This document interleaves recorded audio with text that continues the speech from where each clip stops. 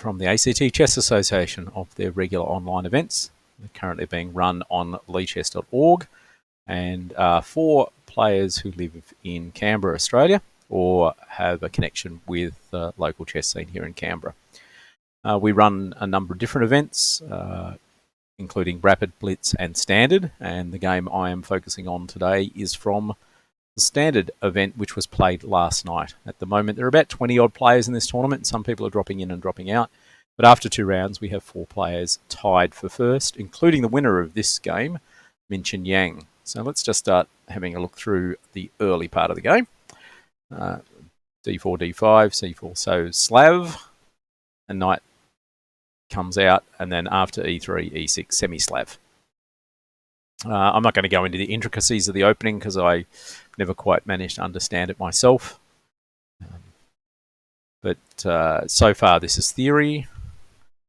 But taking here is not the right move. Castling is.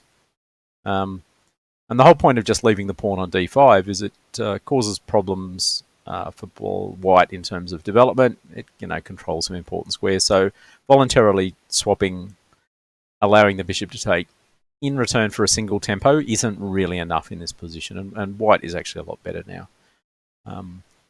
After here, A4, castles might have been the right move, but A4 works on one level if white takes her opportunity.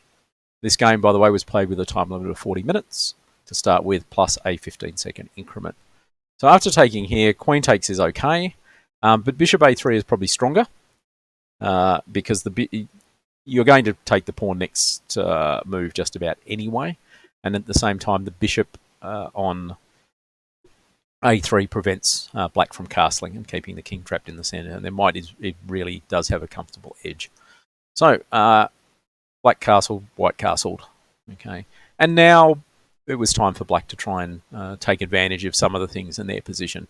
I mean, if you're going to put the bishop on B7, at some point you're going to pump the pawn up the board because you want to open that diagonal. Down to F3, and if the knight hops to E5, then queen C7.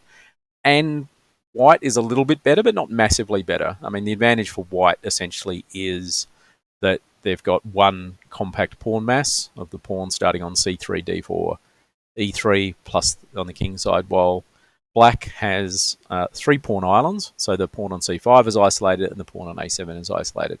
Note, an important point about the A7 pawn, it is a passed pawn, and at some point it does run down the board, but there's a saying that I quite like, and that is passed pawns look more dangerous on A7 than they do on A2.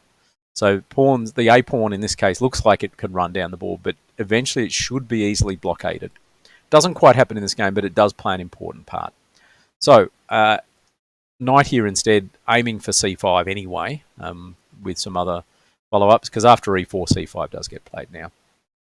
And this is where white starts to unravel a bit, just missing a little, I wouldn't say tactics, but black plays some good sensible positional moves here and takes advantage of a couple of misplaced white pieces. So queen C2 is not the right move here. It's not bad, but it's not great, and you'll see why in a second. Rook E1, protecting the important E-pawn is.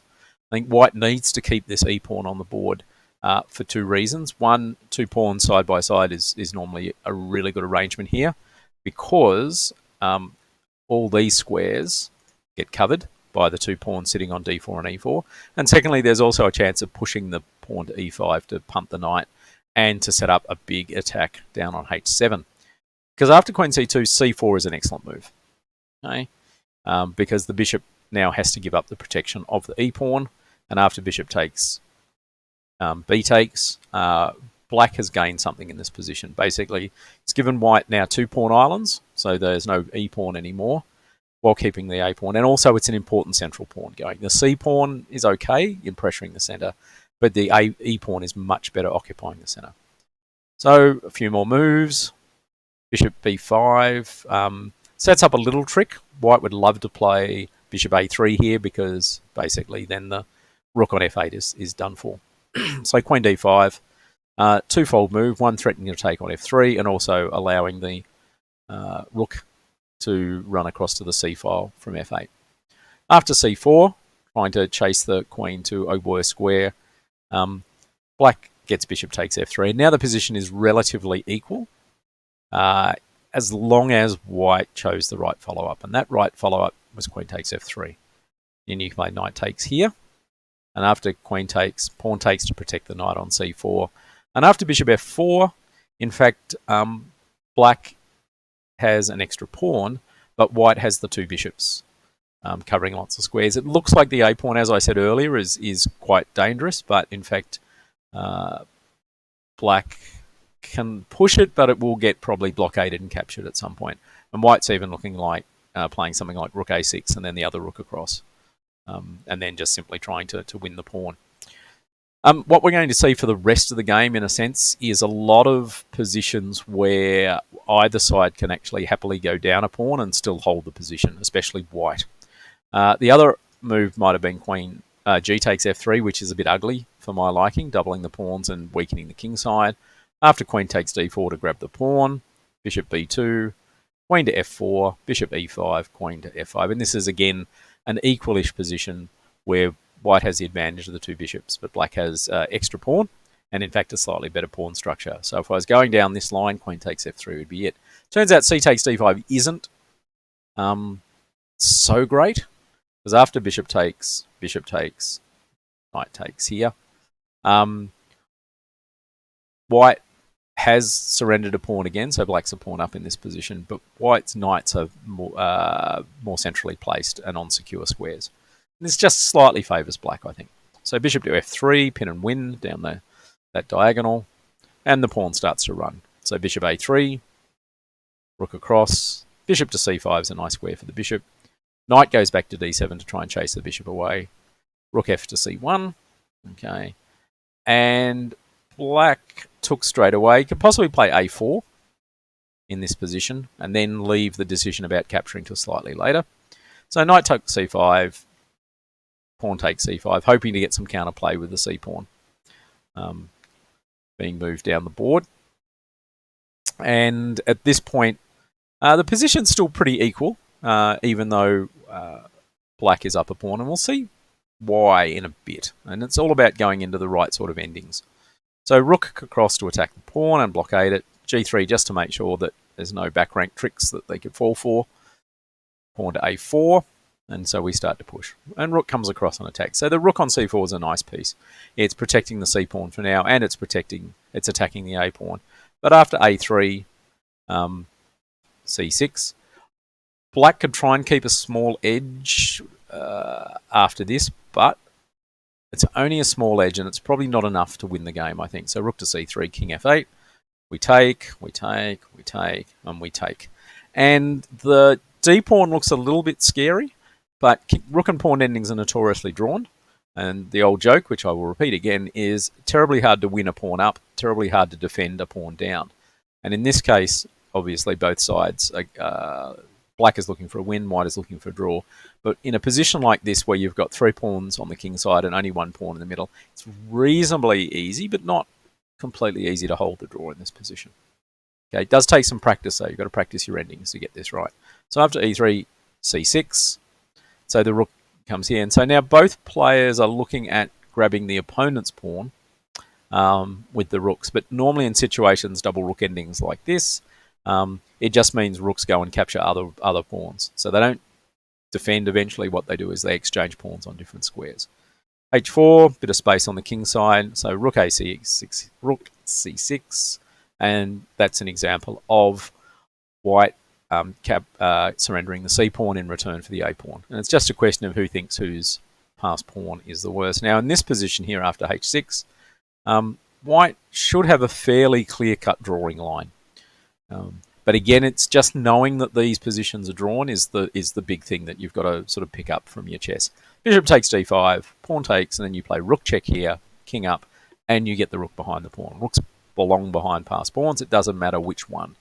Okay, whether it's your rook behind your opponent's passer or your rook behind your own passer, the idea is that you're going to either support it from behind or attack it from behind. Rook c5 is the only move to hang on to it. And then rook d6 is a nice move here. It cuts off the king from coming out too early. And then what white is planning to do is just march the king up to win the pawn. The only thing that white really has to watch for here is the black rook abandoning the d pawn but picking up the king side pawns. So g6, king g2, king g7, king f3. And this position's pretty equal. A little bit of play in here, but again, it's one of these things that as you get better, you should learn how to draw these positions if you want to hang on against stronger players. But as a stronger player, you should also learn the better ways of converting these ones. But I think in this case, with the rook kind of sitting here, it's very hard to convert this position for black. So instead, king g2, king came across. Again, at various points, there's the opportunity to swap. Bishop check. f5 is a little bit weakening because the bishop goes back to f3. Rook to c3, offering the exchange of the heavy pieces. But white's not having any of this. It's probably better to keep pieces on. The old saying is, if you're in an ending where you're a pawn's ahead, you should be swapping pieces, not pawns. But if you're a pawn behind, you should be swapping pawns and not pieces. Knight goes back to attack the rook and across here. Interestingly enough, we get to a position here where sometimes there are still tactics in the ending. It's not just about where you put your pieces. And after e5, white missed a very good chance here. White actually missed bishop h5. Now, this was an idea that he found on the next move, but it didn't quite work as well. But it did work on this move here. And the idea is you're threatening just bishop g6, check, king back rank, and then rook to d8, and it's actually checkmate. So you've actually built up a very quick checkmating net here. And if the king runs back, you just play bishop g6 anyway, still threatening the checkmate. And then after the king moves out to avoid the mate, you've just picked up the f-pawn. And you're slightly better as white, surprisingly. The other option is just to play g5 here, but even then after swapping, you still get the fork here. You take, king moves, and you take f5. And white is slightly better because bishops can cover most of the board, but with pawns on the same side of the board, it's more likely that this position will still be a draw. Instead, rook d7 was played, and after e4, bishop h5 setting up the threat, black can play rook c6. So the previous line, the rook was on d6, which prevented black from playing rook c6. So sometimes in chess, it's just one move that makes all the difference. So rook f7, and I think white had a plan here of winning the f-pawn. But after knight a6, rook takes f5 turns out to be a mistake because you just fork the two pieces and you think, great, I can check to avoid most of the damage. But after king goes to g8, you've got two pieces under attack as white. And we take, and then the rook takes. And this position's just much, much better now for black. Not 100% winning, but there's always lots of positions where someone thinks that they can, if they can get rid of all the pawns, rook and knight versus rook isn't going to be a draw. Is going to be a draw, sorry. But it's very hard to convert. And I will point out that I was helping supervise some games last night in the online chess Olympiad. And the very last two games of the late session that I was involved in, which was at 1 in the morning, one of the endings was rook and knight versus rook, ended in a draw. And the other game between two GMs was bishop and rook versus rook, which is notoriously difficult, and that also ended in a draw. And in fact, I saw two of those endings played in the space of 2 rounds. So, rook a7, realizing that you couldn't take the f-pawn. Knight goes to c7, and we're looking at the trying to grab the f-pawn here. And g6, and then the rook went to d1. The rook went to d6 to attack the bishop on d1. And unfortunately now came the sort of game-ending blunder. I'm not sure whether this was a misclick or whether, short of time, white didn't realize what was going on with the threat, but played rook to a4 and then just hung the bishop. Now, this game is now completely winning for black, and I'm going to race through the last few moves, but there is just a little sting in the tail that's worth looking at here. It is worth noting how black now will convert this position. Rook a7 to pin, rook to protect the knight, king goes up. I mean, if white can swap off these pawns, but even then, black's going to still have an extra pawn, and that's probably the big difference here. If white had an extra pawn instead of black, then maybe the result might have been different. But g5, and we swap. No damages here. So g4. So white is at least trying to get rid of pawns, but after rook c3, king g2, f4. Okay, rather than swapping. This is just again easily winning. But a few more moves. Rook b7, f3 to put the king into a mating net. King g7. Rook comes to the 6, and so rook c1. Rook here. We get the knight back. We're going to reroute the knight to f6, which happens. Rook goes there. King g6. So we're making sure we're avoiding any nasty checks. Rook e6 to pin. Rook check. King h3. And as I said, there's one little sting in the tail here. Just got to be a little bit careful. Black just went for a simplifying combination here where he was happy to give back the extra piece in return for having enough pawns to win the game. If you try and be greedy with Rook h1 check, oh sorry, not that one. Let's try this one. If you want to be greedy with Rook h1 check, after King g3, Rook h4, it looks like you're winning the pawn. Rook takes f6, double exclamation mark, because after King takes f6, guess what? You've stalemated your opponent, and the white king is perfectly safe where it is. And the game is over, and it ends in a draw. Instead, Rook takes g4 was the right idea because basically Willock's king takes. And sure, you've given back the piece, but the extra pawns are enough to win. And the game finished like this, with the black king moving up, and then after that move, King g2, King e2, kingmaker queen, and checkmate there. So that was a game from last night's standard event between Tim Pearce and Minchin Yang.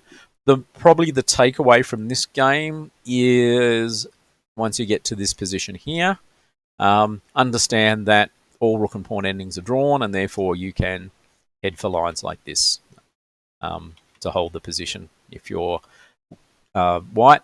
But at the same time, you've got to practice these endings and understand the technique behind turning them into draw. And also, in endings, don't miss your tactics. But just make sure that when kings are confined, that you don't have a bit of a mating net being set up there. So, thanks for tuning in. My name's Sean Press. I do these videos on behalf of the ACT Chess Association. That was from our standard event last night. Coming up on Monday, we've got our Blitz, which will be 9 rounds, 3 minutes plus 2 second increment. On Tuesday night, we run a Rapid, which is 6 rounds, time limit of 10 minutes plus 2 second increment. Open to ACT players and ACT connected players. But thanks for tuning in, and until then, I'll see you later.